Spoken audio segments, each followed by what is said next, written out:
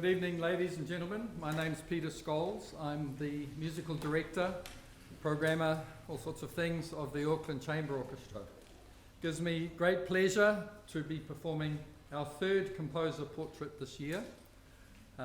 We performed David Hamilton earlier, Annie Lockwood, and tonight it's Juliet Palmer. She and I go back to the early 90s when she was studying clarinet, late 80s, early 90s.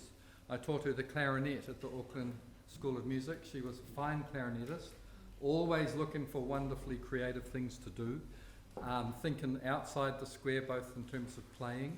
We formed an improvisation group called the Big Eye and worked together with that. And then slowly through that time her composition work grew hugely, and it's enormously exciting to be presenting her work tonight. So please, without further ado, please welcome Juliet. She's come all the way from Canada via China, Thailand, and all sorts of other places. So she's here with us tonight.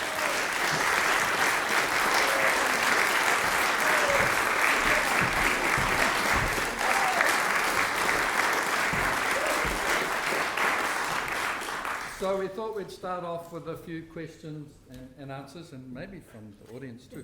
So Juliet, life began as clarinetist, and then what kind of moved you into composing and the progression from there? I think some of the things that Peter was mentioning, such as improvisation, so the Big Eye improvising collective, we had the clarinet collective, and that really ignited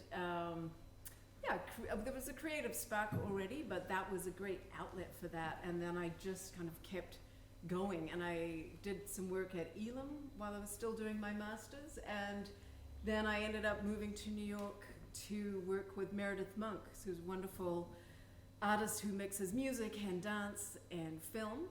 And one thing led to another, and here I am today. This is a short version of a very long story. Yes, so sometimes I do play my clarinet for very particular projects that I'm in charge of, but most of the time I'm writing music for other people and often collaborating with artists from different disciplines, be they writers, filmmakers, architects, choreographers, directors.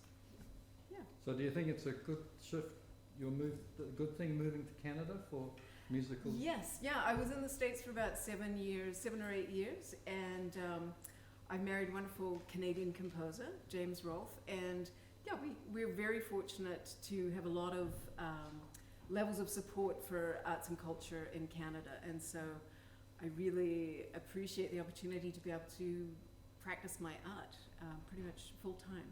So, yeah. Tell me a little about the instrumentation, because studying these scores, I've been really intrigued with the colours, the variety of instruments that you bring to it. Yeah, well, one thing that Donald, the clarinetist, pointed out to me, and we used to play in youth orchestra together, is like, I'm in every piece. And I'm like, that is interesting. There's a clarinet in every piece of the show. And there's a bass clarinet in a lot of them, and that's partly because I never really got to play the bass clarinet, and it's so cool. So that's one thing. And then I love percussion, the colors of percussion. I love brass. I love playing with orchestration and doing surprising things with instruments. And I think that's partly from playing in orchestras and chamber ensembles and being on the inside of, this is a chamber orchestra, but when you're inside of a full symphony orchestra, it's pretty ear-opening, mind-blowing kind of experience. Yeah. I noticed that in your music that you often sort of, kind of seduce us with a pattern or a shape, and then disruption.